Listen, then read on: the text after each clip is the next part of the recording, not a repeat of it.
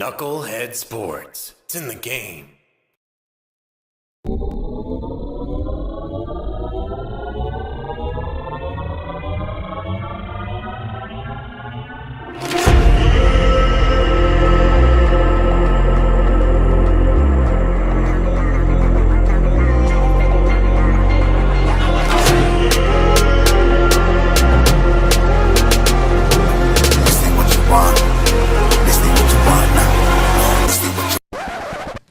I mean, it's just more question you have to ask me in order for me to tell you about myself. I just can't give you a whole spiel. I don't even know where you're sitting at. This ain't what you want, bitch, I'm a fucking phenomenon.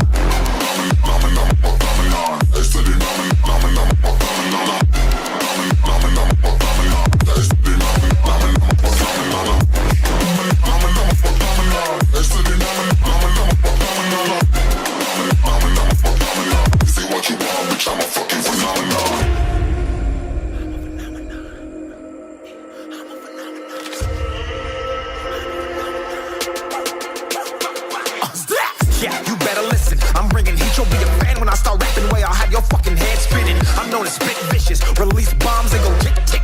Boom, you blown me that head missing. I'm a phenomenon, stacking cheese like it's Parmesan. 8 different flows, call me Octomom. I'm moving fast like the Autobahn, and I'm independent, so I'm not your fucking starving like it's Ramadan. Sick, twisted, gifted, can't copy, printed, can't hold me down. I shape shift, I'm liquid. I killed this beat, I might get convicted. They know how I move, it was predicted. Persistent, spoke it into existence, so consistent, no assistance. Hear me once, become addicted. If I rap it, then I live it. There's no capping, I'll be freaking listen. This ain't what you want, bitch, I'm a fucking phenomenon.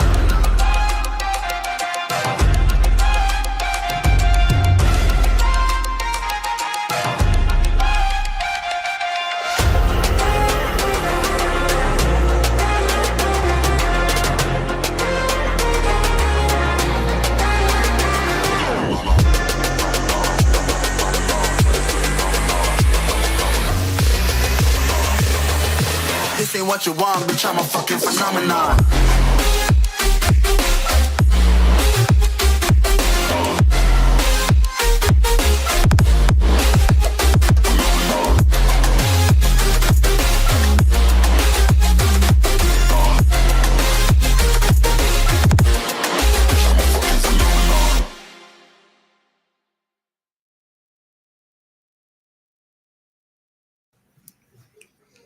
Yo, it is now the top of the hour, and the Knicks are beating the 76ers 84-78. And that's all of our basketball coverage for tonight. If you came here to see basketball, we'll catch you next week. Nah, I'm fucking with you. But yeah, the Knicks are winning. Ray is here. Hutch is here. The band is in the chat. What's going on, everybody? What it be? What it be? And as we do, what's going on? What's going on? Shout out to Courtney in the chat, Normal Guy in the chat, Joseph in the chat. and showing up early. We actually did see you actually in Raw. Yeah, we did. We actually we gave you a little shout out on the Raw watch along. So hope you enjoyed. Actually, you had some great seats. So hope you had a good time. Word. But speaking of the Knicks and the 76ers, I'm on my way home and I'm listening to sports radio, right? And I know people are going, radio? The fuck is that? You know, it's old technology, but people still use it. You know, when I was younger, that's how we listened to music. You know, we didn't have this whole man shit. Yeah, we listened to what they played, and hopefully it was good. If not, you just turn the channel, and it was either on a commercial or on the song. You just fucking turn it off. Look, man, this is how it was. It was High 97, La Mega Se Pega, Z100. Another Spanish joint was the Power 105. Yep. La Calle. Yeah, there was a soft rock radio right before K-Rock. Yeah. Yep. Well, listen, man. When you was in the car, you literally had program stations. Yep. All right. Because when one was listening or playing a song you didn't like or a commercial, while you was driving, you was doing this. Yep. Yep. Yo, my shit was 98.7 East FM. Because that shit will play the fucking oldies, but from Motown. And like R&B shit. You know what I'm saying? Yeah, Because you had 101.1 CBS FM. CBS FM, and that was playing the oldies from like rock era and shit like that. Yeah, that was like the old school rock, like the whole like Chuck Berry and all that shit. Like, yeah. Isaac Hayes. We that old. Isaac Hayes with his We had smooth tapes. voice. We ain't so old that we had 8 tracks, but we had tapes. Yeah. Yo, I still had a bunch. I feel CDs like didn't come until later. I feel like we have a bunch of tapes somewhere in this house. I gotta find them. See, people don't know the struggle of talking about, yo, you better take your radio before they steal it. You got to take the face off. Bro. Yep. Yeah, and the crazy shit is that people, we used to record music off of the cassette tape through the radio. When the CD was invented, we had the writable and the rewritable CD. And, that was a pain in the ass to make that CD because because we had Kazal. You had to download the song. To make the mixtapes and you was recording off the radio station. And then the fucking DJ says something and fuck your shit up. Oh, Funkmaster Flex was the worst. Oh, brand new DJ Flex. Let's start this bitch over. Let's start this bitch over. I mean, let's really, really, really start this bitch over. And it's 20 minutes of the guy's just like, I really think that it's Funkmaster Flex to start it over. Like, yo, what the fuck, nigga, play the song. I was gonna say, I think it was something Kanye dropped that legit. If you listen, that was one of my biggest beef with Funkmaster Flex. Like, my man, I came to hear music. I didn't come here to hear you. Yeah, bro, it was 20 minutes of just fucking. It's just like, all right, we get it. It's a new banger. Let us hear the fucking song. Nigga, by the time he let us shit, the shit went from a new banger to an old banger. Yeah, for real.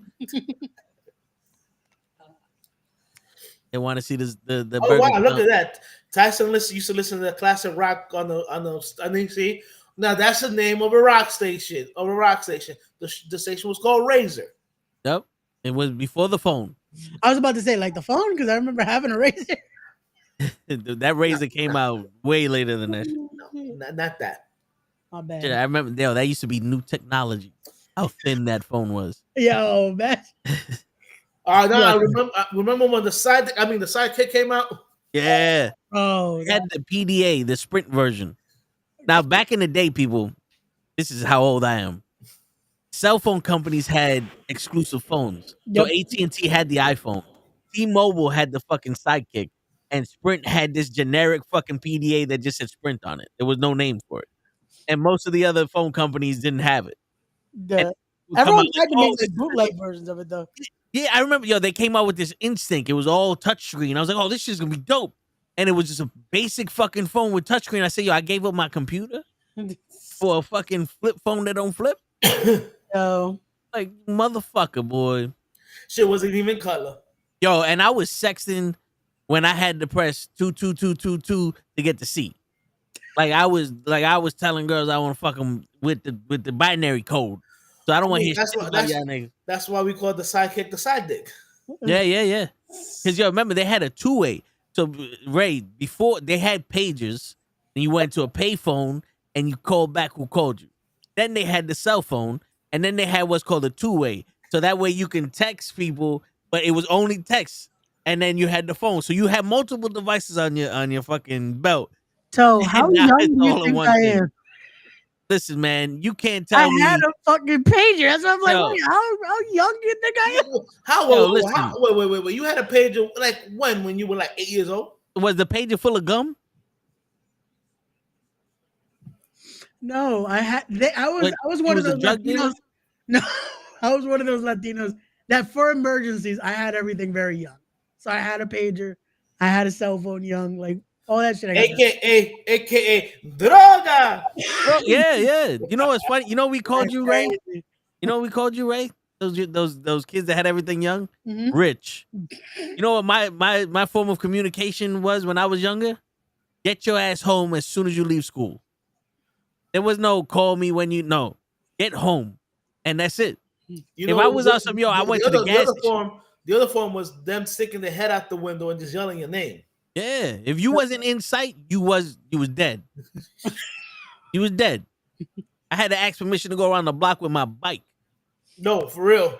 I had asked permission to go around the corner to just the bodega, and I'm like, the bodega right there. Yeah. You know what's funny though? When I was young and I was outside, I had asked permission to go to the bodega. And this is how old I am, all right?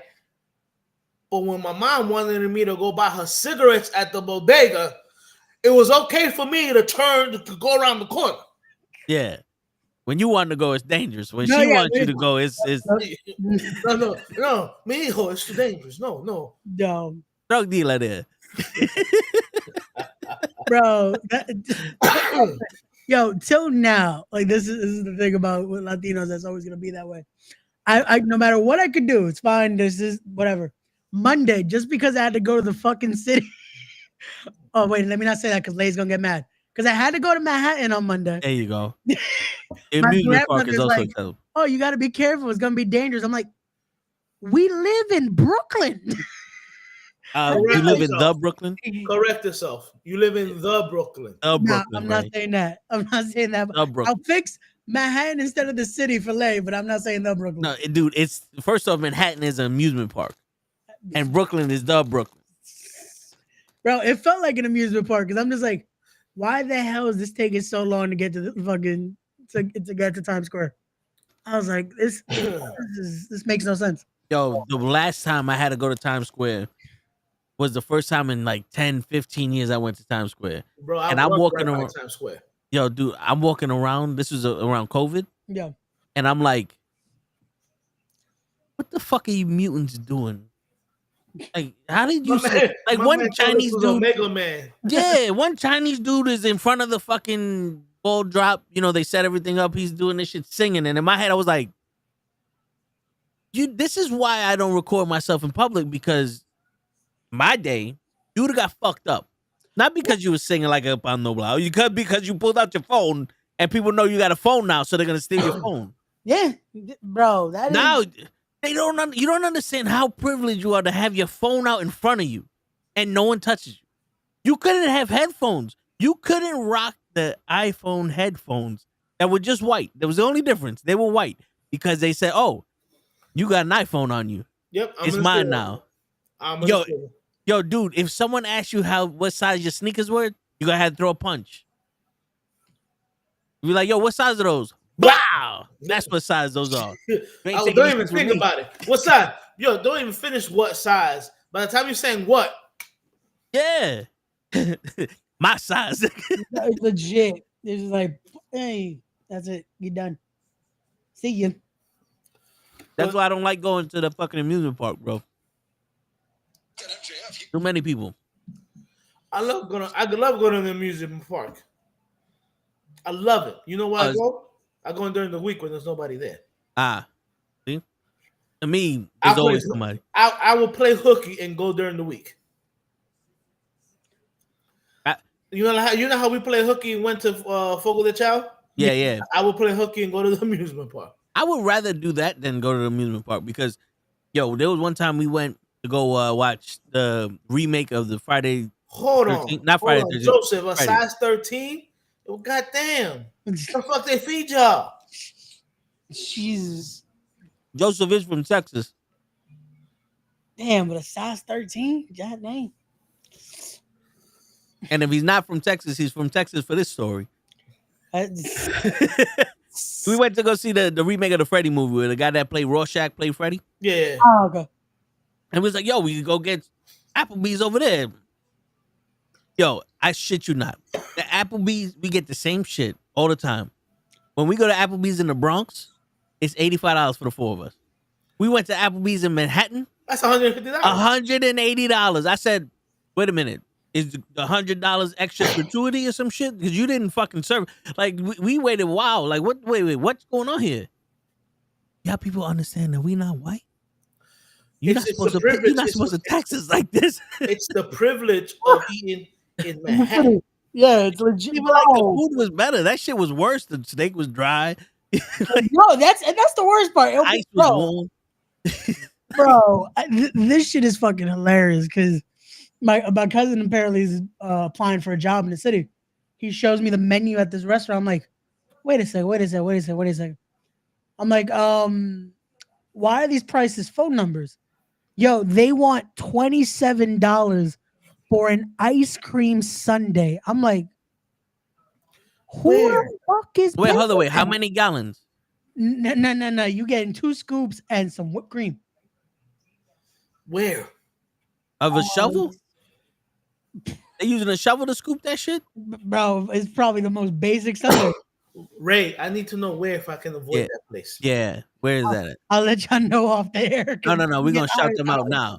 We need to shout them out now. That's fucking not only racism, that's bigotry as we fucking know. You can't do that shit. You know, it's funny because Slavery owners. not this weekend, but the one prior, you know, I went to go see Captain America 4. And I tell people, I have a ritual. I try to go see my movies at 66th Street or 84th Street. Then I walk to the world famous Gray's Papaya on 72nd and Broadway. Gotcha.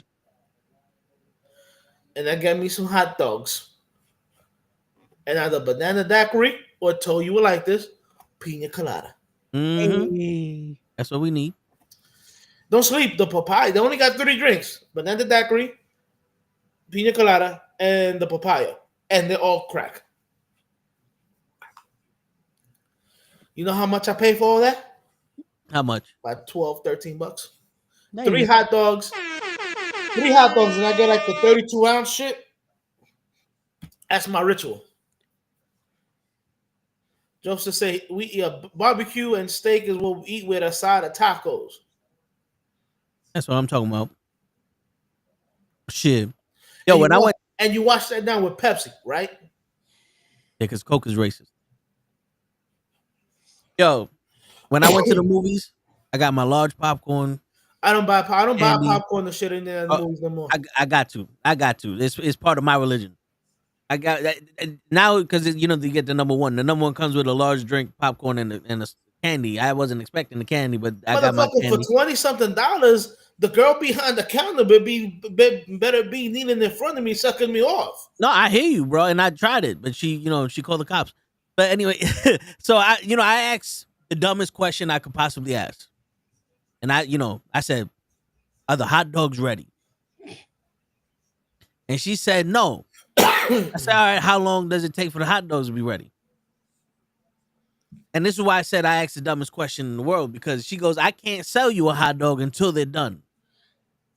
And I'm sitting there going, "That's funny, because there's a bunch of people over there waiting for the food that they ordered to be done."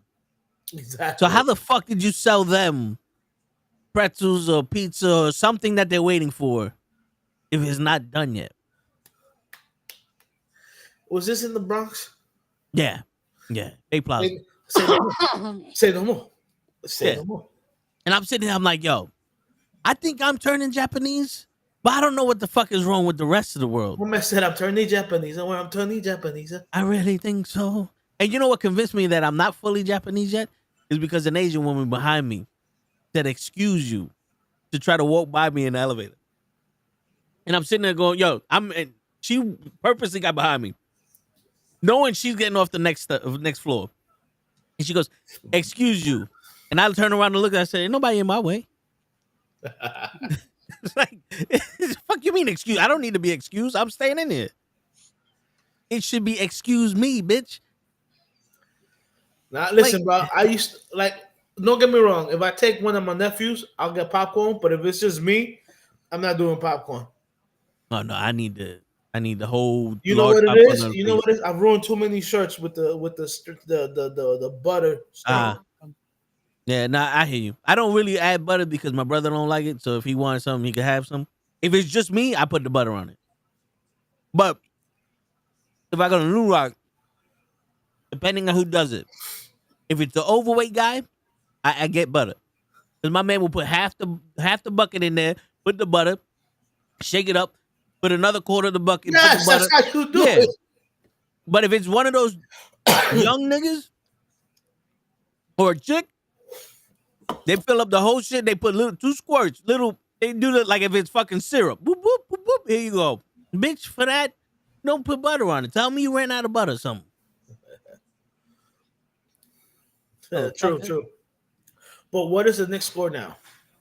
Right now, it is 97-97 in the fourth quarter. Goddamn, Knicks, come on, man. Yo, so this is where we got off tangent. So because we was explaining what a radio is to you guys. So I'm listening to the game, and the announcer goes, "We all thought that the trade for Chris Paul was going to be major for the 76ers. And with him being injured and him not performing, it turned out to be a dud." And in my head, I was like, really? You thought that was going to be something major? You thought he was going to do something with the 76ers? Like, get the fucking... Joel Embiid don't fucking play. And Chris Paul has shown you that he may be a good regular season player, but he ain't a good off-season player, like playoff player. Yeah. So what the fuck? Who told you he this ain't was the gonna... same maybe 10 years ago. Before he broke his ankle. But now he get hurt too often. Well, what? Say it, Ray. Say it with your chest. It's 100-98 fucking Philadelphia.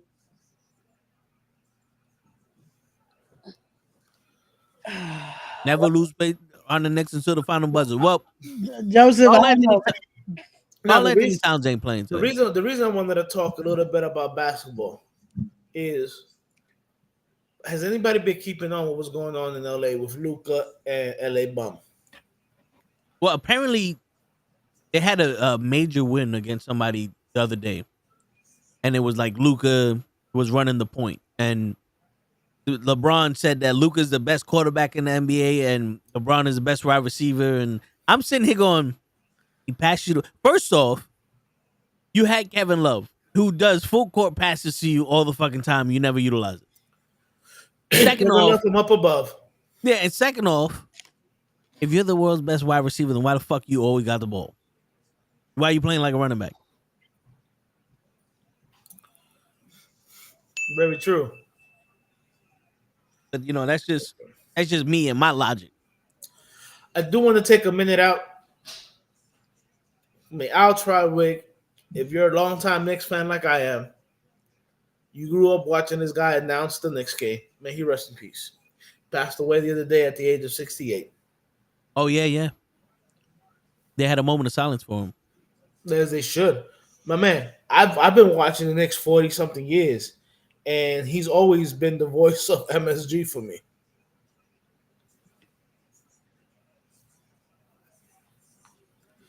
So, I mean, I listen, guys. I'm at the age where all the people that I grew up watching are dying. So, is he the one that's in the NBA game? No, right? No, because he was exclusive to MSG. Mike Breen, right? Chadwick. I'll check. I don't know who the fuck this guy. No more guy. Nuggets lost to the Lakers the other day. Yeah, well, the Nuggets already have no fucking Anthony Davis. He's out indefinitely. Yeah. I don't understand it. And now, this goes for all sports. If I'm an organization, bro, I'm not spending money on somebody that's always hurt. No. I'm not trading for somebody that's always hurt. Like, I'm a big baseball and football head. Basketball, I'm starting to get back into it because the Knicks are actually competitive instead of like they were the last 20 years. Yeah. And I'm reading like the Giants and the Jets talking about going after certain players, and I'm like, the dude is coming off an ACL surgery. Like, why? Not like no disrespect to that guy, but that's like the third time he's at it. He hasn't finished a season like in 3 years because he always ends up hurt. Like, why would you spend money to sign that guy? Yeah. And it'd be some stupid shit like with Anthony Davis, a max contract for a guy that literally plays half of the games. Yeah, and it shows that trade with him and Luka is dumb. Joseph, MLB is in preseason right now. The games don't start till end of April. I mean, end of March, beginning April. But they had shown the benefit of that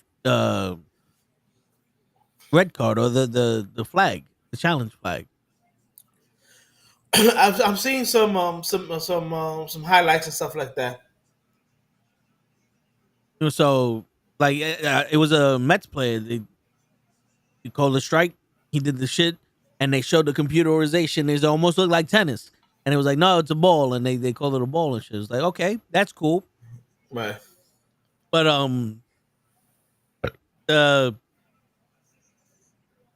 you can't cover the bag going to second base. That's a rule that came into effect a couple of years ago because the runners were saying that the guys, like, you remember growing up, like the catcher used to block home plate. Yeah, you can't do that no more. And I'm like, yo, even that's home part of no, you can't cover the plate. You can't block the plate no more. Like that's an automatic. The guy scores, so like he's safe. Oh shit! So they've applied that same shit to second base. Like you can't straddle second base. You know what I'm saying? Because you got to allow the runner access to the base, which I think is bullshit. It is bullshit. Like the second base, I can understand covering the bag, or like you can't cover the entire bag. You have to have something for him to touch. But most of the time, they're either going straight into you or they're sliding sideways. Right. You know, like when they do that whole, if he's out by a mile and he's in front of the fucking bag, he's out. Right. That should go for like a close play. You know, like Ty goes to the runner, close fucking play. Right. Get him out. Yeah. I'll give you that one. But I want to answer a message here from Joseph. I don't mind Matt Stafford coming to the Giants if it doesn't cost us draft picks. He's gone. If it costs us draft picks, then no, because there's plenty of guys out there that you can draft. I mean, that you can sign. You know, the Steelers are not going to sign both Russell Wilson and Justin Fields again. You know what I'm saying?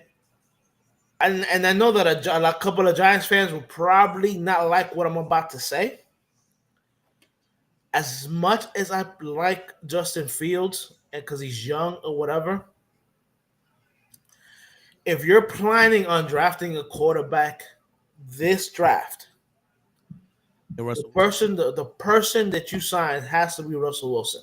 He has the experience. He's been to multiple Super Bowls. Now, if you're looking for a quarterback to play like 2-3 years while you continue to build a team, then you go with Justin Fields. Joseph, to me right now, if you go for Matt Stafford, you're in a win now mode. The Giants, I know that Joe Shane and the Dable are on the hot seat, but the Giants are nowhere near in a win now mode. They still gotta build that roster. So trading for Matt Stafford would be a disservice to the Giants. So, all right, let me ask you a question. I don't know when this takes effect, but I did hear that with the new hard cap, the Giants would be afforded, I think, $40 million extra, and the Jets would have, I think, 24. Yeah. Is that starting next season or no? Now, okay. The salary, they have a projected salary cap. Yeah. And the actual salary cap was actually bigger than what they projected it as. So everybody gets a little bit more money, which helps out a lot of teams. Yeah. So with that extra salary cap, would you, instead of try to trade Stafford, trade picks, would you try to throw more money at him? No, look, Matt Stafford. Because you got to sign him. Like after, that's what he wants. He wants to. Exactly my point. And he's a Super Bowl winning quarterback. You're not gonna tell me that he's gonna sign for anything less than top 5 money, which is gonna be about $40 million. So you just came out of paying a bum burger like Daniel Jones $40 million, right? Yep. and then you're gonna go right back. And mind you, that's the reason why you couldn't sign Barkley in year 2. Because you had so much money invested in Daniel Jones, it handicapped you.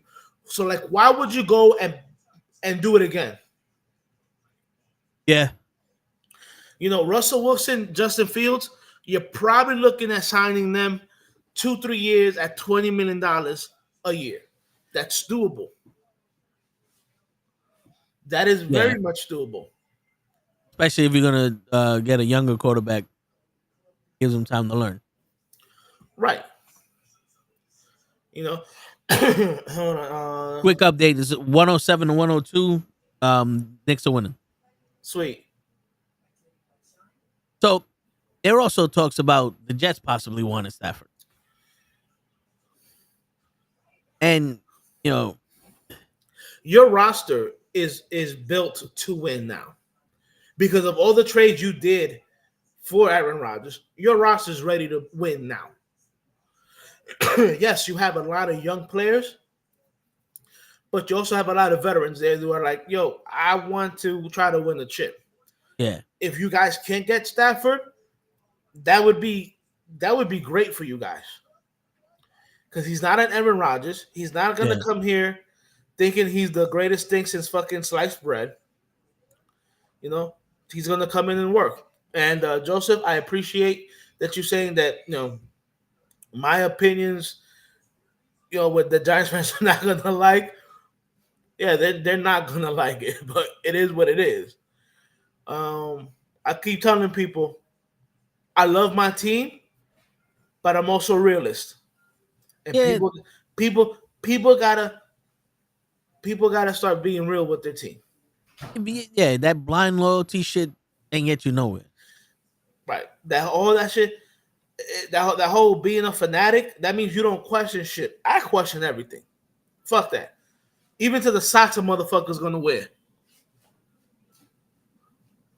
All right, that's just me. But yeah. Damien, you see Stafford going to the Raiders.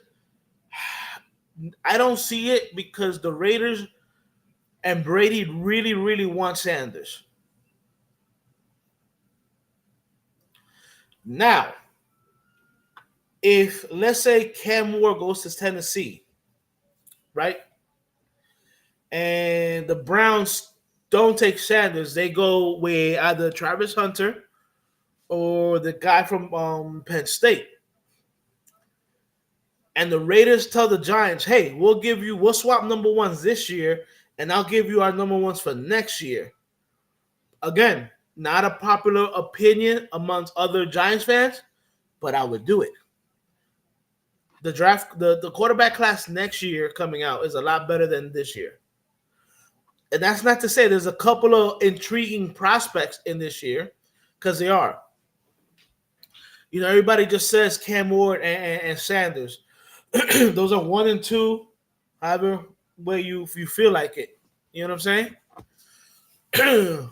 But you got a guy from like Jason Dart from Ole Miss. You know, he's an intriguing prospect. The dude from Alabama, he didn't have a great year this year, but man, he has an electric arm and he can run. So, you know, so you got a couple of people here there if you don't take a quarterback in the first round. My whole thing is, and this is what I tell people, as a Giants fan, I don't want Joe Shea to feel pressure that he has to draft a quarterback this year. Do you think that this is one of his last years with fumbling Saquon and giving that extension to Daniel Jones? Now, and I've said this from the beginning. My take on that whole situation, simply because the company I work with, the owner, grew up with John Mara, so they know each other. John Mara loved him some Daniel Jones. Loved him some Daniel Jones.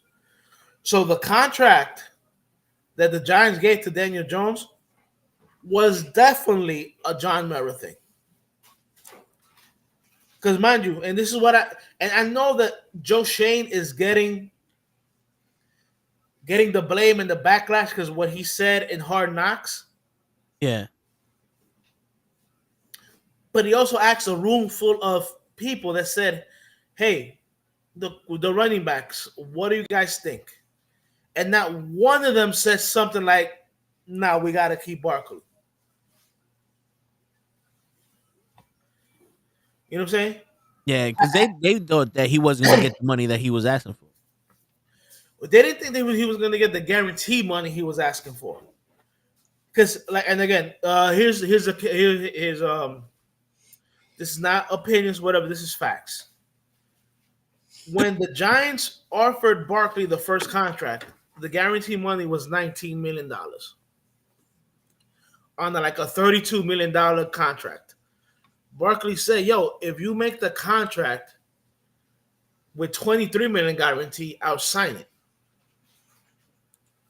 That's a $4 million difference. You're the owner of the Giants, that's worth $73 billion. You're telling me you couldn't find $3 to $4 million extra to tell Joe Shane, "Yo, here, out of my fucking personal account, give these $4 million, give that shit to Barkley, make sure he stays here." Word. That's why when everybody's talking about, "Oh, Joe Shane fucked up," no, the ownership fucked up. Like I tell people, I'm not a big Jerry Jones fan. Yeah. But Jerry Jones will tell you straight out, if I like a player, as the owner, ain't nobody telling me I can't give him that money. Yeah.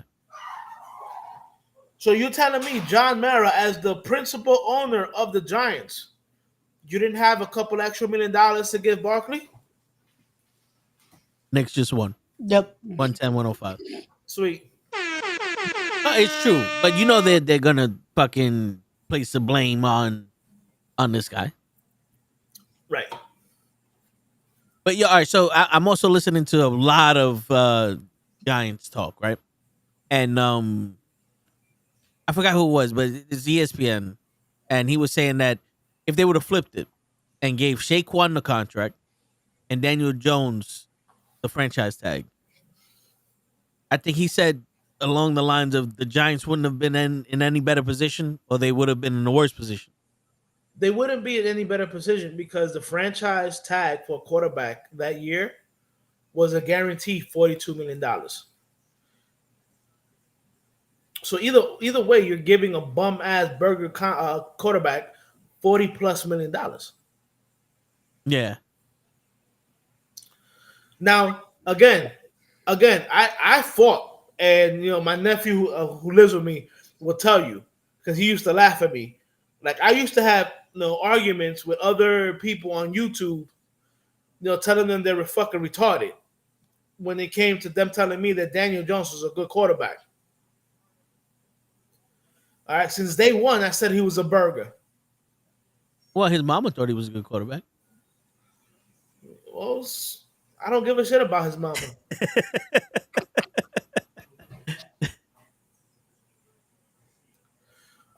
Joseph, I've started to look at Howard, but like I said last week, Ohio State quarterbacks kind of scared me.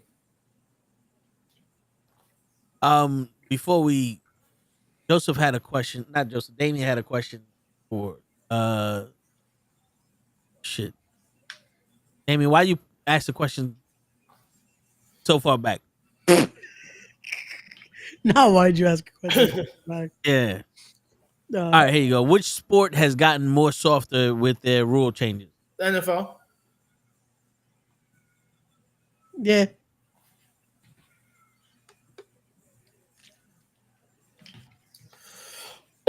I don't even have to think about it. The NFL has gotten softer. Yeah, because the thing is, like, there's still defense you can play in baseball. There's still defense you can play in basketball, even though no one plays defense in basketball.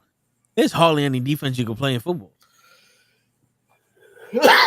Bro, it's like, even on a blitz, don't you got to count to like 4 Mississippi before you go and break the line or something? Look, I get it. They're trying to protect the Ray player. don't know about the Mississippi. Yeah. Listen, I get it. They're trying to protect the players. I get it. But I'm also saying it because remember when people used to celebrate when they scored the touchdown? Yeah. And now if you celebrate too much, you get a 15-yard penalty. Yeah. That's racist. Like who gives a fuck if you fucking are celebrating scoring a touchdown? Well, it makes the other team feel bad. So there's losing, but somebody still got to lose. Yeah, but this ain't Pee Wee. We not getting participation trophy. There's a winner and a loser. Period. When it comes to professional sports, no matter what sport it is. But no one deserves to feel bad. And I deserve $1 billion, but I don't mean it's going to happen. You never know, Hodge. Maybe one day. Maybe one day. Listen, unless I got a rich uncle there that I don't know about. Hey, I keep seeing that TikTok that one of these days, one of our friends is going to be a secret millionaire. And they were testing our loyalty this whole time. So one of the squad is going to be a millionaire. Watch, it's going to happen. It was Kenny this whole time. That's why he's been waiting. Yeah, that's why he left us. Yeah, he's going. DJ and us failed the test. Kenny just got too many things going on in his life. Nah, he definitely does. We still we miss you, Kenny. Kenny, if you're listening, blessings, bro, because you do everything for your kids. I gotta give you props for that, man. No, definitely agreed. Unlike Ray. Word. Total opposite is. I should have known that shit was coming too, because it was just like perfect. Come on, bro. Waiting for that shit. Nah, but no. Kenny, more props to you, brother. I know there's a lot of people out there, a lot of parents who don't do half the stuff that you're doing with your kids. Word. But yeah, man. Damien, my thing with the NBA is that I wouldn't say it's gotten softer. I mean, it has gotten softer because people cry a little bit more. But that's because the player is crying now. Yeah. Again, I'm not going to lie. There were times where Jordan would get hit and he would fucking, bitch at the ref. But like I tell people, I go, that's him screaming at the ref. I never see Jordan going, why you hit me? You hit me. Jordan would be like, yo, what the fuck? You didn't see that shit? The fuck are you, blind? What the fuck? Yeah, when I drop kicked him in the fucking face, you had no problem blowing that whistle. But when he tapped me on my shoulder, you don't see it. Give me one second. I'll be right back. See, Ray went to go fuck up the ref because they didn't call the foul. Nah. I'm sorry, Ray. I know it was the kids reference. You got one of the kids calling you now. I knew you was a bad father. No, but listen, out of all the sports, I do believe that the NFL is definitely the softest one out of all of them. The one that's gotten the softest. It just, again, I grew up in the era where if somebody came across the middle, you have motherfuckers like Ronnie Lott waiting for you. If you guys don't know who Ronnie Lott is, go to YouTube, put Ronnie Lott, and see the videos of him decapitating motherfuckers. Shit, fucking Lawrence Taylor. Ray Lewis. Yeah, Lawrence Taylor, Bruce Smith, Ray Lewis, John Lynch, don't sleep. John Lynch, I know everybody knows him now as the GM for the 49ers. When he was a safety for the Broncos, he used to light motherfuckers up. Like I tell people, I say, yo, and like I said, I get it because they're trying to make it safe for the players. But there's other stuff that you'd be like, you know what? That's a little bit too soft now. Yeah. like I get it. If you hit the quarterback on the helmet, rest in peace. Pat Tillman was a beast. You're right. Pat Tillman was a beast. But I get it. If you hit the quarterback on the head, like a real clubbing blow. But nowadays, you graze the helmet, and they want to call a foul. Yeah. They want to throw a flag. Excuse me. Shit. There's a lot of like questionable calls. Like when you listening to Tom Brady fucking announce the game and you hear him go, "Nah, I don't like that call at all. That's a bad call." It's like, damn. When Yeah, but when you were playing, you loved that call. definitely. You know what I'm saying? My whole thing is, but especially with these calls, is like, like I remember the call in the Super Bowl when, not the Super Bowl, the Chiefs versus the Texans, and everybody's like, "Oh, that wasn't he didn't hit the helmet. He hit the helmet." Both Texas players hit the helmet, hit Mahomes' helmet. They're going to call that. Do I agree with it? Not really, but they're going to call it. So, it is what it is. Like I tell people, I don't agree with the fact that, you're a 200-pound individual, and all of a sudden you have to stop on a dime and not try to hit another individual. That's almost impossible. Yeah. I could barely stop and I'm walking. Well, that's because you're a mountain of a man. You are the tallest. That is true. I run through breaks like crazy. Yeah. No, but it's like, it's like, how are you going to tell somebody, "Hey, I need you to run as fast as you can to this spot," and then pull up and not hit, and then ask the guy that you're trying to fucking tackle to go down. Are you okay? I got here. Can you go down for me, please? Right. Now, there have been instances where guys have tried to stop on the dime, and they've blown out their fucking knee. Yeah. So I'll take the 15-yard penalty. I'm not blowing out my knee. 15 yards or 15 million. You decide.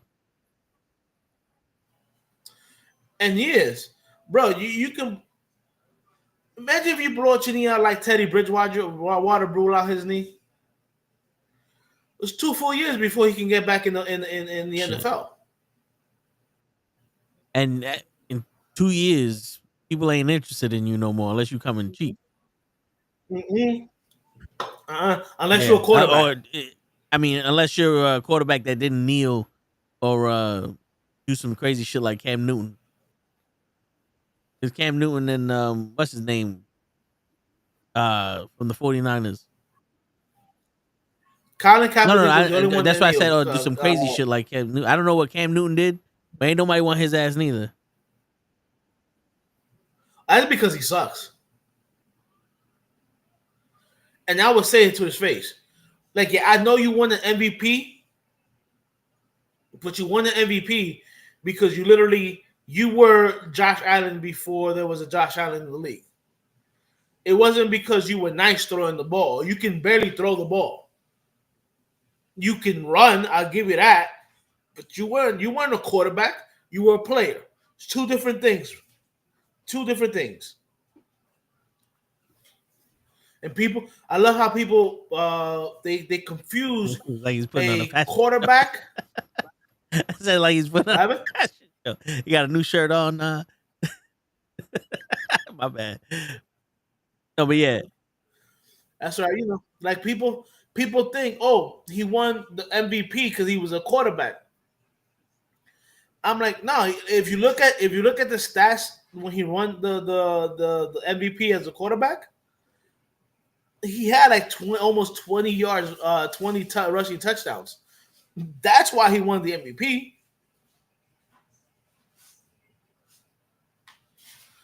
Joseph, that's another one, bro. How you in the Super Bowl and you're not gonna jump on that fumble, bro? I would have jumped on that fumble. Shit, like my life depended on it. Like it was fucking turkey covered in gravy or some shit.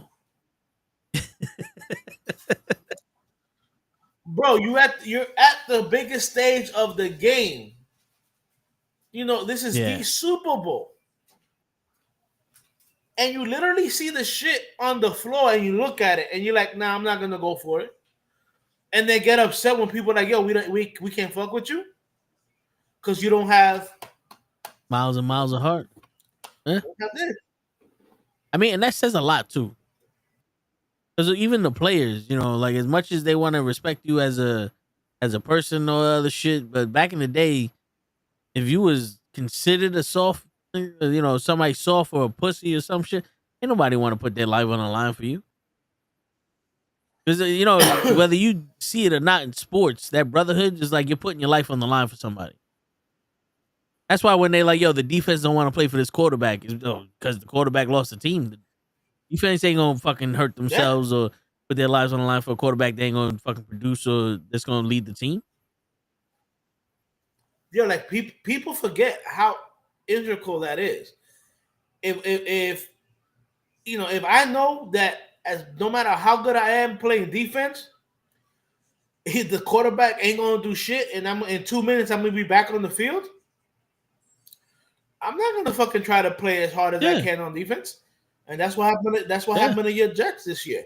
That defense was like, "Yo, Rodgers don't give a fuck about nobody but himself, so I'm not gonna go kill myself." No, for real. And that's one of the biggest reasons why I had a problem with him being on the team. Like, I know who fucking Aaron Rodgers is. We all know who the fuck Aaron Rodgers was. But the minute he started acting like he didn't give a shit or like him being on the Pat McAfee show was more important than him being on the Jets, I was like, nah, that's not, I'm not down with that. I want somebody that's going to fucking like be on some, yo, that's my quarterback. You know what I'm saying? Like we winning. Like I saw the press conference for our new coach, and my man said everything we do is gonna be towards winning. And I'm tired of this shit where you're talking about the quarterback, but this guy helped us win. That guy, and in my head I was like, good, because he looks like he's for the team. You know what kills me? It's when, as a player, I would say 9.9 out of the time, you know what I'm saying? The quarterback is the leader of the team. You know what I'm saying? Not all the times, most of the time. But remember a couple of years ago when they were talking about Kyler Murray doesn't like to look at game film, he'd rather play Call of Duty. Well, man, I wouldn't want to play for the Cardinals. No, for real. I want somebody that's going to put in that work. You know what I'm saying? I loved Aaron Glenn as a player, number 31 on the Jets. He was a cornerback for the Jets for many, many years. And he's old school. He's like, yo, I don't give a fuck who you are. That's why when they made him the head coach, right after they were like, yo, Aaron Rodgers, your services are no longer needed. But like Eli Manning used to be the first person in the training facility and the last one out. My man would go there. Now, it didn't look like it, but my man would go there, work out, watch film. Yeah. His brother was the same way. It's funny because I keep telling people that both Eli and Peyton were basically coaches themselves because that's what coaches do. Coaches are usually the first one in the building to watch game film and the last one out of the building because they're still watching game film. Yeah. But Joseph said I can see Aaron Rodgers in the XFL. Now somebody's going to take a shot. You know what? I'm going to tell you right now. And this might shock people. I can see Aaron Rodgers in playing better than he did in the Jets. Probably. I can see Aaron Rodgers ending up with the Raiders. I can see it. Now, do you think, all right, since we're talking about quarterbacks going places, I know the Steelers are looking for a quarterback. You think Matthew Stafford goes there, or would they take a chance on Rodgers? I think they're going to try to re-sign either Russell Wilson or Justin Fields. Now there was a rumor out there that they were looking at Daniel Jones, but I think Mike Thomas is a lot smaller than to pick a fucking burger like him.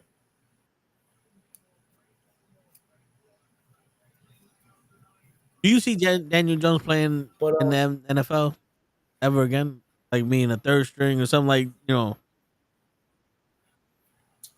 I see him where he's at right now on the practice squad. And he's still getting paid from the Giants, so he's the most paid. No, he's not? No, I thought he was. No, he's not. 22 million. Okay. His contract was guaranteed only for 2 years. And this would have been the third year.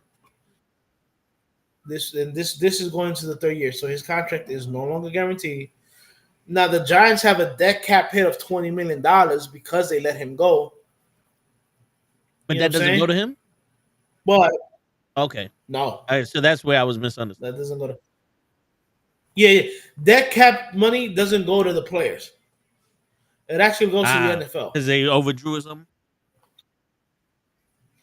And what they do with that money is that they distribute it to other teams. So like teams that aren't good enough to get better players, they attract them with more money? Right. Okay. Right. Yeah, see, like that cap is almost like it's like a penalty. Okay. And like, hey, you were stupid enough to sign this motherfucker for this much money, knowing that he was a burger. This is your penalty. Shit. All right, yo, real quick. Before we get to, because there was some news in the UFC. But before we get to that, what's your opinion on the New York Yankees finally giving up their policy of no beard? Because that made big news. Well, when you have an organization as old as the Yankees, who've always said that you can only have a mustache, and I know it gets mixed signals from a lot of people because a lot of people's like, I kind of like that, but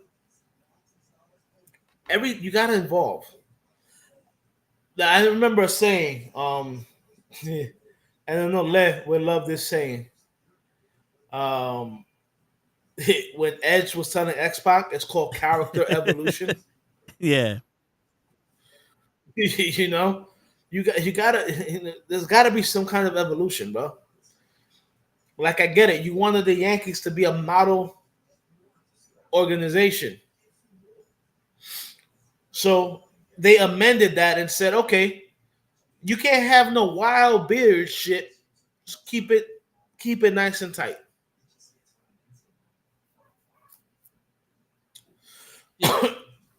And now guys might be cool with that. Yeah, I know. Like you see how when you have your beard, that's nice and tight. They're not asking you to have that crazy, James Harden shit like looking like pubic hairs. Yeah, not that James Harden shit look like pubic hairs. They don't want that. They want it nice and tight. Now I know Jeter was talking about how he was signed at 18, and ever from 18 to the pandemic, he never had facial hair, and he just now started growing like a little bit of a. I don't think he. I know it's not true, but I think that he's in puberty now. Shit, yo, he was telling stories that who's it? Steinberg? Who's the fucking that he would call mid-game the dugout and be like, "Yo, homeboy's facial is too long. Send him back and shave." Mid-game. Yeah. Mid-game. Remember, who was it that we got from the Red Sox? He was outfielder. Yes, Johnny he Damon? had a huge He had a huge beard, and then the minute they signed with the Yankees, shaved it all off, and people were like, "Yo, who the fuck is this guy?" He looked completely different. You know who also had a beard and had to shave it off? Yeah. Nick Swisher. I'm surprised that Don Mattingly got away with that mustache. But because you can do the mustache. You just couldn't have it go. The policy of the Yankees was is that the only facial hair that was acceptable was the mustache. That's it. What was the benefit of it? For them to just look professional, or was it something that they thought? Yeah, they wanted the Yankees organization has always wanted to be the top tier professional sports team. That makes sense. Yeah, it's like our standards. Like I'll even give it in a wrestling reference. Remember the Regal and English, the Blue Bloods? They would walk around like with the head high and like we are superior to you guys. That's how the Yankees perceive that clause in their organization. Like, we're gonna be professional. We're gonna be better than you guys. There, and they're always the team comes before anything. That's why they don't put the name on the back of the jersey. Yeah, and I actually like that. I actually like it though too. Shit, when I was watching baseball heavy in the '90s, just before Jose Canseco fucked everything up, we had the 3P. I used to be able to tell you the entire roster, the lineup, and who played what position without having to look at the back of the jersey. Like Chuck Knobloch was on the team. Like people didn't know who the fuck Chuck Knobloch was until he was a Yankee. Yeah. Which is sad because he was a great player for Minnesota. He had a weird batting stance, but he was pretty good second baseman. Until he forgot how to throw the first base. I mean, that'll do it to you if you don't have your facial hair for that long. And then here's the funny thing is I've only saw that twice in my lifetime watching baseball, and they both happened to second baseman on the Yankees. Happened to Chuck Knobloch, and there was an old school Yankee called Steve Sachs that we signed from the Dodgers. He was real good on the Dodgers. Couple of years on the Yankees, he forgot how to throw the first base. There's got to be some woman out there taking the souls of the second baseman.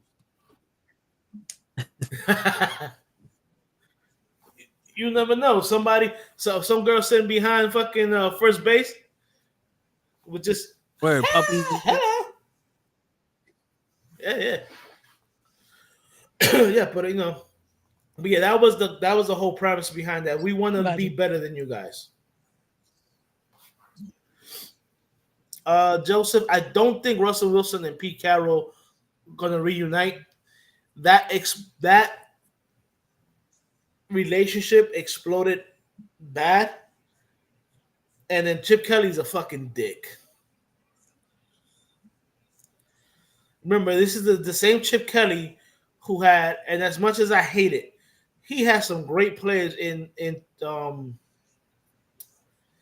Philly and fucked that up. My man had Vic. He had a Shady.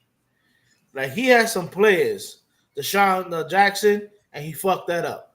So I don't trust anything Chip Kelly. Word. All right, speaking of Chip Kelly, let's get to some Chip teeth.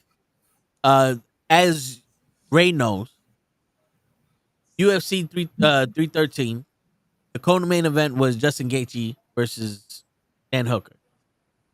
And Ray knows this because 2025 is the year of hookers and cocaine. But Dan Hooker had to pull out because he's injured, and the new opponent for Justin Gaethje is Rafael Fizz. Who is that? Rafael who? Fizz. Okay, I'm gonna look this up. If you can read please. that, Joseph will give you $5. Rafael Fiziev? Nah. Or Fiziev? There's a Z in there somewhere. Yeah, that's what it's Fiziev or Fiziev. Fizzy. Probably Fizzy. That would be the. Well, we'll find out when is the fight happening? Next Saturday. Oh, okay, so they're not going against Elimination Chamber. Okay. No, they have a fight night going up against Elimination Chamber. Jesus Christ. But the main event is Alex Pereira versus Magneto Ankalavi. Okay, that's an easy way. That's not Magneto. That's an easy one. Okay. I'm pretty sure that's how he wants us to pronounce it.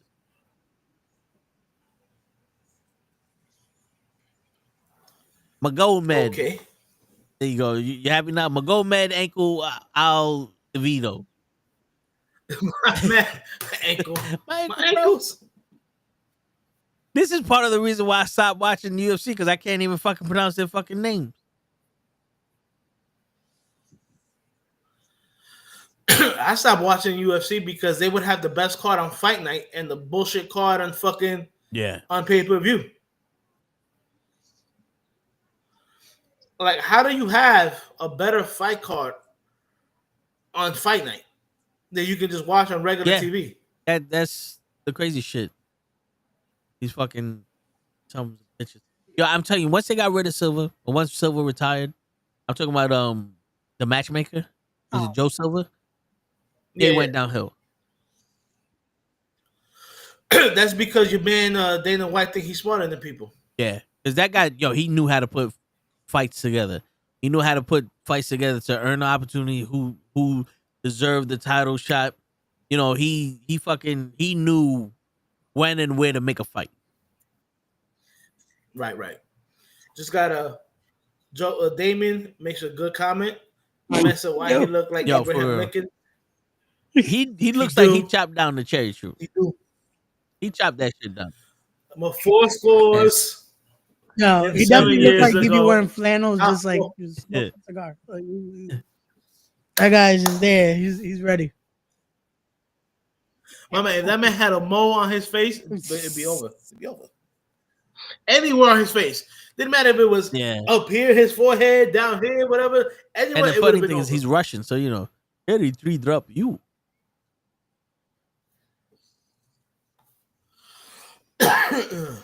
Yo. But I seriously think that Dana White has no idea what the fuck what to do with booking. I think he's relying heavily on who's in our matches. There's too many people in the top 5 that lost twice to the champion. I think at that point you need to drop them. Like the number 1 contender can't have 4 title shots and lose all 4 title shots. You're no longer the number 1 contender.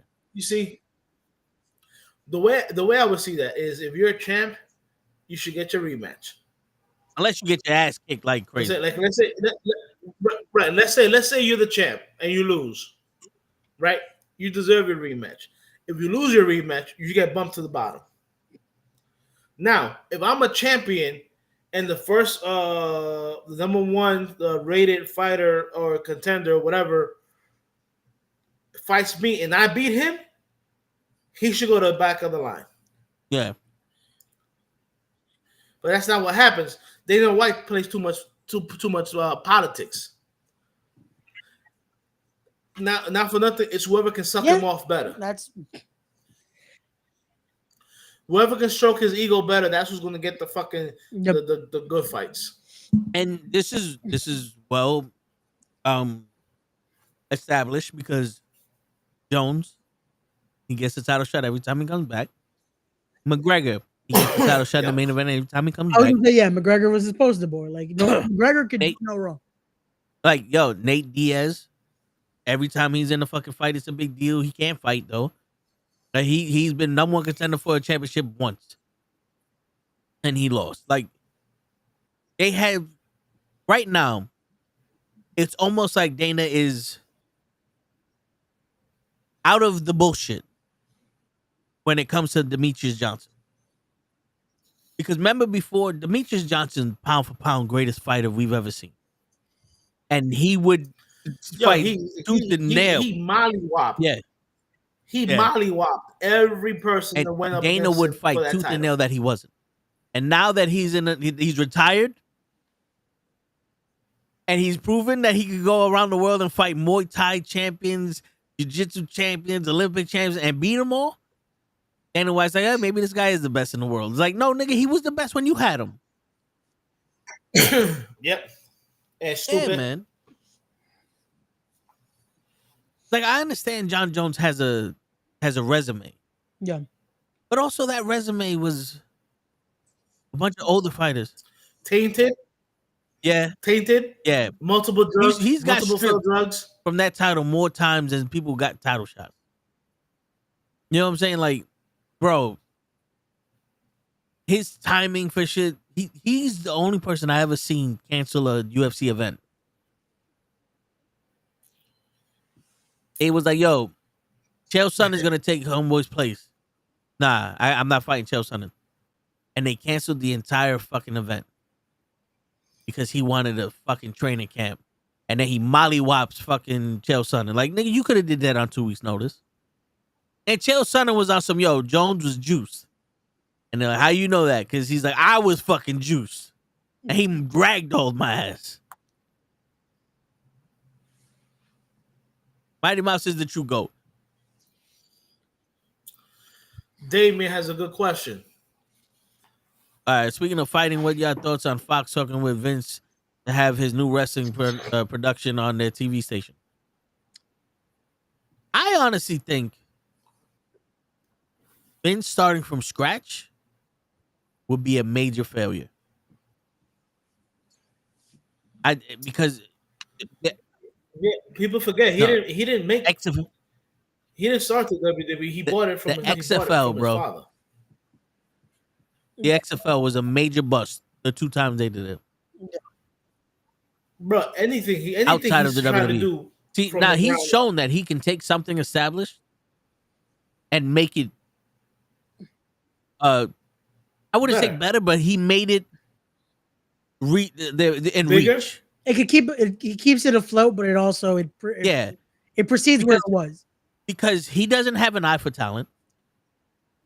Because before he got fired, unless you're a big, yeah. Because before you got fired, his claim to fame was taking all of the champions from each of the territories and making the WWF. And then in the Attitude Era, Austin popped out and The Rock popped up out of nowhere. Because Austin was not Stone Cold Steve Austin WCW. He was not Stone Cold Steve Austin ECW. He became Stone Cold Steve Austin WWE. The Rock became The Rock WWE. They're 2 homegrown talents, I'll call them. And they're phenomenal. They're enigmas. I have to give you a little bit of kickback on Steve. Because I know he was in ECW for a long time. But there was promos that he cut in ECW that showed you like what kind of talker he can be. Because remember, in WCW, he was always part of a team or an alliance. Like people forget, Steve Austin was part of Paul Heyman's Dangerous Alliance. Paulie Dangerously. Yeah, Paulie Dangerously, who we now know as Paul Heyman. You know, when he was with the Hollywood Blondes, he was with Brian Pillman, and they would let Flying Brian talk instead of Steve. But you know, like even the feud he had with Sting for the TV title, they didn't let him talk. His manager, which was that girl that slept with the Missy whole fucking Missy Hyatt, was his manager, and she would do the talking for him. I get it. Yeah, right. Yeah, I know. She slept with everybody in the wrestling business. I forgot about Missy Hyatt, though. I was just like... It's like saying you forgot about Beulah McGillicuddy. No, I don't forget about Beulah because it's Tommy Steamer. No, but... Well, Beulah didn't sleep around like my man. Like, but anyway, Missy Hyatt has fucking more numbers than Sonny. That's only because Sonny's racist. But but yeah, like it shows you that he can take something and make it better, or give it better views and shit. Because I don't want to say make it better. I don't want to say make it better because he already had the best guys around him in the WWE, and we call that the engine. And when they put it around behind somebody, they blew up. But when it came down to getting the best wrestlers around the world, Finn Balor, you did nothing with him. Shinsuke Nakamura, you did nothing with him. You had the fucking Usos for a very long time. They were the fucking the kickoff show matches. You know, Adam Cole, like they did nothing. There's so much dream matches we could have had. So many people that could have been at the top of their game. And truthfully, up until the Bloodline storyline, he did nothing. Oh yeah, with Sami Zayn. No, for real. And fucking Bobby Lashley, it took it took almost to the end of his second run in WWE to get a championship. Like, there's so many people that, like Shelton Benjamin, he could have been at least in a world title picture, not even champion, but in the picture. You know, there's so many people that he failed and fumbled on because he doesn't see talent. He just sees body. He sees who's going to pay more shit than that. And I was telling my brother this. I know this is a Thursday topic, but I'm telling my brother this. There's 2 eras that stood out in the WWE. The Attitude Era and the Golden Era. Yep. And if you think about it, the Attitude Era only had stories. Because if you watch the Raws on the Attitude Era, they fucking suck. Like, watching them back, I fell asleep. Like, unless it was Stone Cold going after DX or whatever, I'm watching the Headbangers wrestle, I'm like, oh. I'm fast forwarding through the match. But the story that came, You're not lying. the story that came with lying. that era was phenomenal. On the other hand, the Golden Era was all wrestling. It had some stories, but every match on the card, there was no story. It was just a match. Last week, Dino Bravo for fucking British Bulldog. They're having a rematch. And they had a phenomenal match together.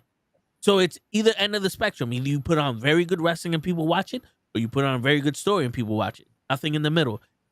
And when Vince inherited WWF, he had all these good wrestlers and put on good matches. When they left and we had nothing, we had stupid child shit. We had the real brainchild of Vince. And then the Attitude Era came. Yeah. All the gimmicks. Yeah. And then the Attitude Era came. And the only reason why WWE didn't lose WCW is because Eric Bischoff didn't know how to go, okay, something needs to happen after the NWO.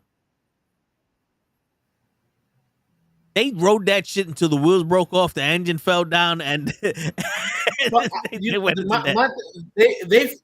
up with the NWO because, like I tell people, they made it too big.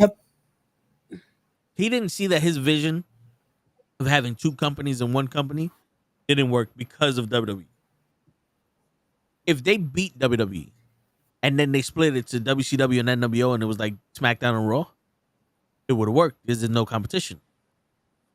But how am I going to sit here and watch WCW and NWO on one station? Like, this is confusing. If you're not caught in this is confusing.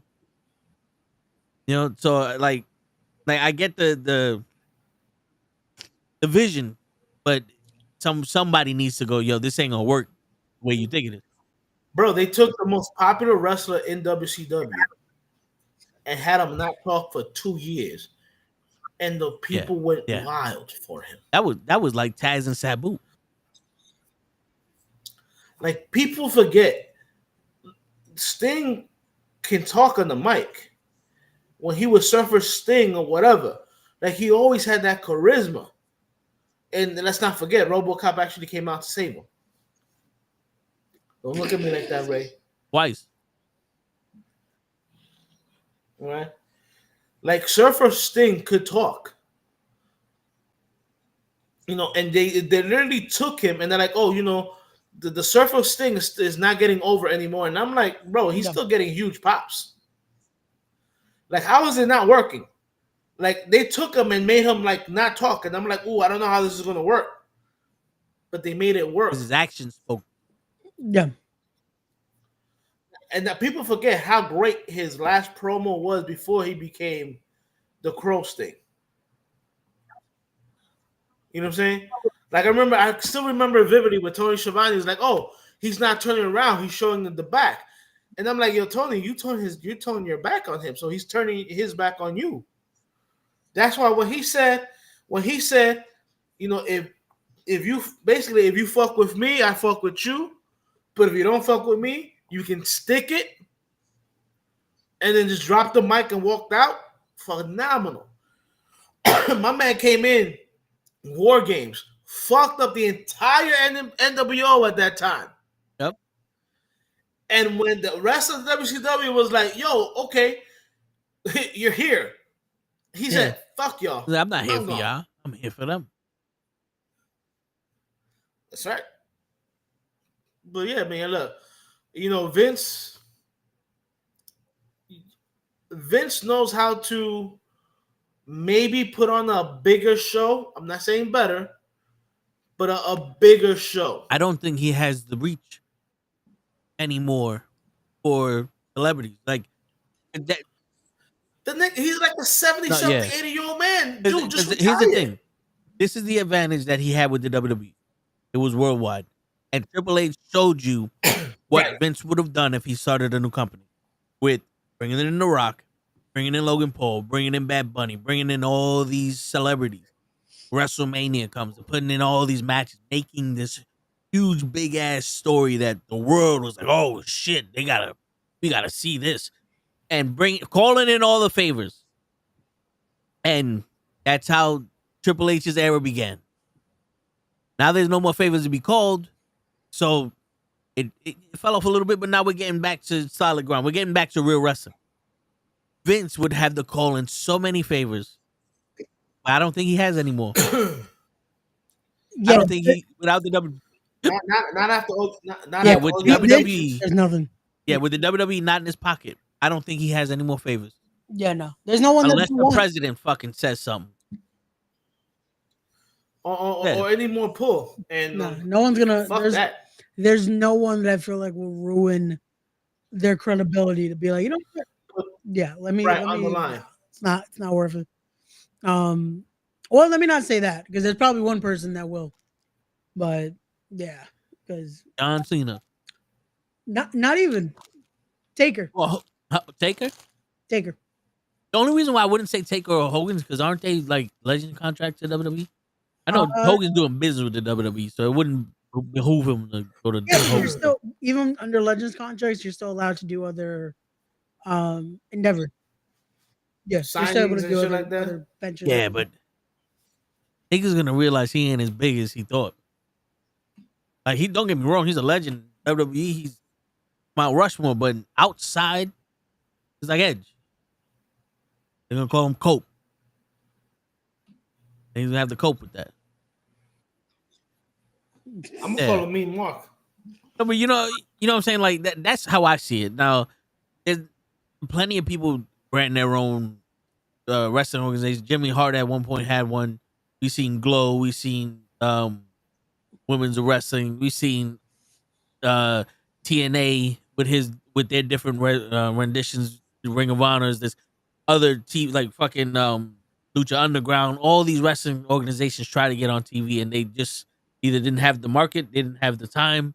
Vince has the name, but you got to remember, people nowadays are starting to take sides when it comes to racism, abuse, rich, poor, shit like that. And Vince is on the wrong side of the popular vote. Mm-hmm.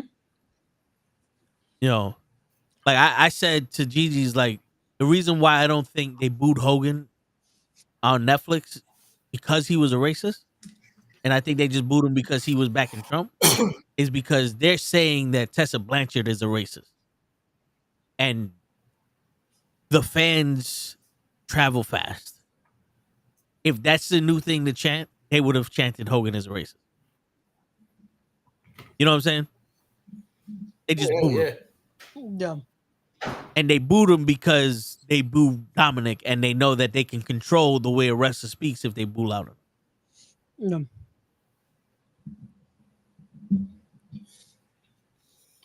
Very true. But yeah, I don't think it's gonna come to fruition. I think that's just all talk.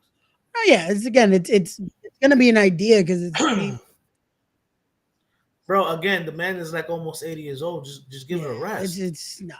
The thing is too. It's like with everything that's still going on, with all the allegations, with all the legal, it's like nah. By the time he's anywhere near able to start something like that, yeah, it's gonna be he literally gonna be in the car. Legit, like nah. It's you know what's funny? I would love to see the indie worker that's gonna be like, oh, I'll work for Vince McMahon. It's like, and that's the only thing you'll ever do is get to say you worked for Vince. Now that's the question. Who would be the guy that would be his star? Like, who would be the AJ Styles of Vince McMahon's production? The Brooklyn Brawler. I think Brooklyn Brawler is doing pretty good with whatever money WWE's giving him not to do you shit. You know what's funny? You know who I could see be that guy that would be like, fuck it? Enzo. I could see him doing that too, but I don't think he's big enough to be that guy. No, that's the thing. Nah. You're not gonna get anyone. Yeah. But in Enzo's head, he's big enough. Legitimately, he's not gonna get anyone that could be that level. Like, and I'm not saying, well, he's not going to get anybody that's going to want to put their brand on him. Yeah. Well, I was going to say something different, but their their legacy. You get an Enzo on there. You get a Ryback possibly. You get guys like that. Like that's like, yeah, it's like people that don't care about their reputations because they've already tarnished it so much because they decide to just say things that's like. Which I already heard that the Funkasaurus fucking pretty much fucked up NWA. But no, didn't the ratings drop after he became champion because of him being on Fox and all that? Yeah, and then he retired. He got retired because I guess it was basically, kind of no one wants to book you because he was very very just very. He's not. You're not a good wrestler, bro. What about Lars Sullivan? Bro, I don't think even Vince would touch Lars Sullivan. Well, that's because isn't Lars Sullivan gay or something? No, it's not even that. He's just he's a piece of shit. Like it's fucking. The dude is just very derogatory toward people. He's he's a piece of shit. So that's a Vince McMahon. That's a Vince McMahon guy. I would think Vince would not want anyone that's even worse, Yeah, it's like even worse than him. I would think Vince is like, let me try to build this, not like tank it from day one. But again, I for anyone that even thinks about doing that, hey, you're it's not worth it. Now I know this is wrestling is a sport and this is news. Yep. So we can talk about our sports, but do you see Vince Russo and I forgot his name. He came out with the tennis racket. Oh, Jim Cornette. Jim Cornette. Back like being with Vince running a new wrestling. Oh hell no. They hate it. No. Jim Cornette hates. Also, I know that. They Vince Russo, it's funny because he apparently said this next 6 months are the last 6 months he's gonna be watching WWE or any form of wrestling. So he's gone. Jim Cornette, he doesn't even want to be in the Hall of Fame. When it was under Vince still. I don't see him ever wanting to work with the guy. I can see Jim Cornette just to be petty, start his own promotion again, just to run against something that Vince would create. Now we in Miami? What? We're world news now. That was the 8-bit racing game. Oh, okay. For a second, I thought we were in Vice City. Yeah, are we in GTA? That's Outrun. Yeah. That's Outrun. Outrun. I know I'm on old school head. That's Outrun. Yeah, we're in sports though. I mean, yeah, we're yeah. I don't even put stock in that shit. Nah. I know Shane McMahon, that whole shit with Tony Khan. I think that was work by Tony Khan, but I think Eric Bishop was saying that if Shane was gonna work with him, he wants a piece of AEW. Oh, but that's the thing. If there was any actual stock to that of it being a legitimate decision, it would only be right for Shane to want a piece. Like Shane would want to have actual like equity. Like you're gonna want that, especially in a situation like this where excuse me, where he's gonna be fucking. He wouldn't just be a creative. Like he's gonna be an investor in it. So he's gonna like he's gonna be above the Young Bucks, as he should. Again, he's someone. He's a part of. Again, the track record's there. Like the guy understands business and all this outside of even just the wrestling side of things. The stuff he was doing in China for so many years before he came back to wrestling. He's a good businessman. He understands how this shit works. But how funny would it be Triple H and Stephanie are running the WWE and Shane's running AEW? It was. It felt like it was gonna be a thing. I tell you right now, the best what they should have done was had Shane run WCW. I know they were talking about some shit like that or something. Instead of the whole invasion angle, they should have just had Shane run. Yeah. I don't know why. That's the one thing I'll never understand. Why not keep that? Like you had a stacked roster of guys that you could have legitimately been your own competition. In Also, Also, AOL said, "Yo, we'll pay you your fucking salary to stay home," and a lot of the guys were like, "I'm getting millions of dollars to stay home. I'm not taking half of that, or a quarter of that to go to WWE." A lot of guys, yeah. There's a lot of guys like Sting. You remember Sting didn't want to work for Vince. It took DDP months to agree to a contract to actually go work for Sting. For Vince, because he didn't want to originally. Because they were offering him so little. A lot of these guys were getting millions of dollars, and Vince was like, "I'll give you 50,000." Like, I'll give you half of whatever you were making. Yeah, Maybe a quarter. Nah. There was a few that was like, okay, yeah, we want. Yeah, Booker T was like, I just want to be out there. Yeah, that's why he was one of the first to cross. Yeah, and then they give that match with him and Buff Bagwell. That's like, yeah, this is a way to introduce them. Which, to be honest with you, I think if you were gonna do the invasion angle, that invasion angle should have been a way to just be like, yo, we're kicking off WCW. Yeah. Yes. Like they're invading. Repackage it. Show that they're just as good. Like the Booker T is just as good as The Rock, and now he's on WCW, and people are not going, who do you think is better, Booker T or The Rock? Like, nah, they're the same level. Bro, the fact that they had that fiasco between Booker T and Buff Bagwell, and Booker T still made a name for himself in WWE. He's the GOAT. He's legitimately one of the greatest wrestlers of all time. Absolutely. Yo, my man, him and Goldust were fucking gold. Booker T and Austin were gold. My man, to this day, one of my favorite fucking things was them at the supermarket. That angle is fucking it's stuff like that though that resonated, connected. Where again, not all the matches were amazing, but it's stuff like that still made you want to tune in the next one. Yeah, the skip between him and Goldust, where he had the lightsaber, he's making the lightsaber sounds. Yeah. Fucking phenomenal, I feel like they should have actually done though. Why didn't they let Goldust just be a part of the NWO at that time? They didn't even let Booker T be a part. Remember, with the quickness, Shawn Michaels super kicked his ass. Oh yeah, it was like, come on, man. Like, and you know what was the funniest thing? Because I think it was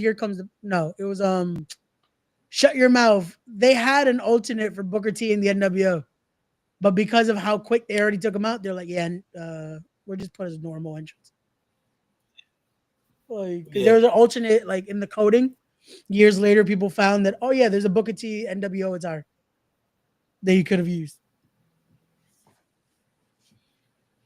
Oh man, that's where we've covered everything that we can. So, just to remind y'all, we are back tomorrow with Wrestling with Knuckleheads at 9 p.m. as we'll be giving our predictions and fully preview the Elimination Chamber, give our pie in the sky theories of where they could be taking WrestleMania from here, with all the things that have been rumored. Yeah, and The Rock wanted to take Cody's soul.